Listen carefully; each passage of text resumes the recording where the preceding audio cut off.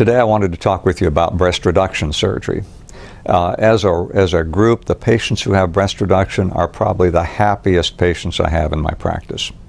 Typically, patients will come to me complaining about back pain, neck pain, shoulder pain, deep shoulder grooves, rashes underneath the breasts, tattooing up in their shoulders, headaches that might happen daily or every other day. And these are all really related to the size and the weight of the breasts. As the breasts pull on your back and your neck, they will cause the muscles to tire and ultimately to go into spasm. As these back and neck muscles are connected onto your skull, they can cause back pain, they can cause neck pain, and they can be a source for headaches. Because the breasts are large in someone who needs a breast reduction, typically the patients will tell me that they have to tighten their bra straps. Well, these tight bra straps now create deep grooves and tattooing in the shoulders. That's painful, and that can cause bleeding and scarring and itching. Of course, in Houston, it's a hot city, and it's frequently humid during the summer. So I'll often hear about rashes underneath the breasts or between the breasts. When powders, ointments, antibiotics don't help that, a breast reduction can help. Finally, there are some other complaints that patients have that breast reduction will help with considerably. One is that now they can get clothes to fit. When patients have a large breast and a small bottom half, they are confined to separates. They can't buy dresses because the dresses are not going to fit both sides. Once they've had the breast reduction and we brought the upper body down into proportion to the lower body, their clothing options become a lot more available. The second is now they can wear swimsuits. The third is most patients who need a breast reduction have gotten used to going to specialty bra stores. They're paying $90, $100 for a bra. Now after a breast reduction, they'll find that they can go to Macy's and Victoria's Secret and they can buy bras off the rack for $20 or $30. Patients are so happy after they have a breast reduction. The breast reduction operation involves several parts. Number one is when you have a breast reduction, you always have a breast lift. And what that means is that someone who has a breast that's so large that it needs reduction typically has a nipple that's too low.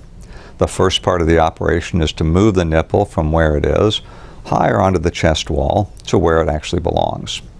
The second part of the operation is to move the breast tissue from where it is to higher on your chest wall. The way the nipple is moved is by leaving it attached to the breast tissue.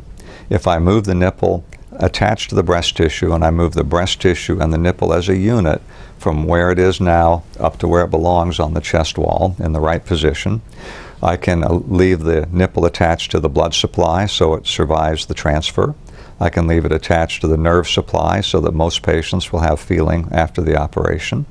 And I don't detach the nipple from the underlying breast glands and the breast ducts, so that if breastfeeding is an issue, then breastfeeding's possible after this operation. Once the breast tissue has been moved up into the right position, then we actually do the breast reduction. That involves removing breast tissue from the outside, from the top, from the inside, so that we have a central core of breast tissue that's the right size and the right shape. When we have the right size and shape of breast tissue, then I want to make sure that this breast tissue doesn't slide back down on the chest wall.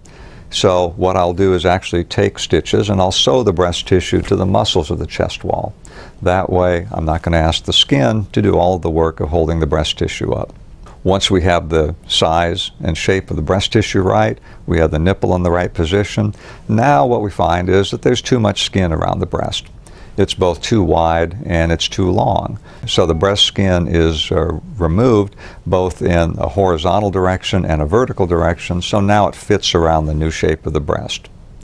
The ultimate scars that result from this operation are a scar around the nipple itself, a scar from the bottom of the nipple to the bottom of the breast, and a third scar that runs in the crease underneath the breast. All of these scars are usually well hidden in clothing. Finally, many patients are going to want to have liposuction as part of this operation.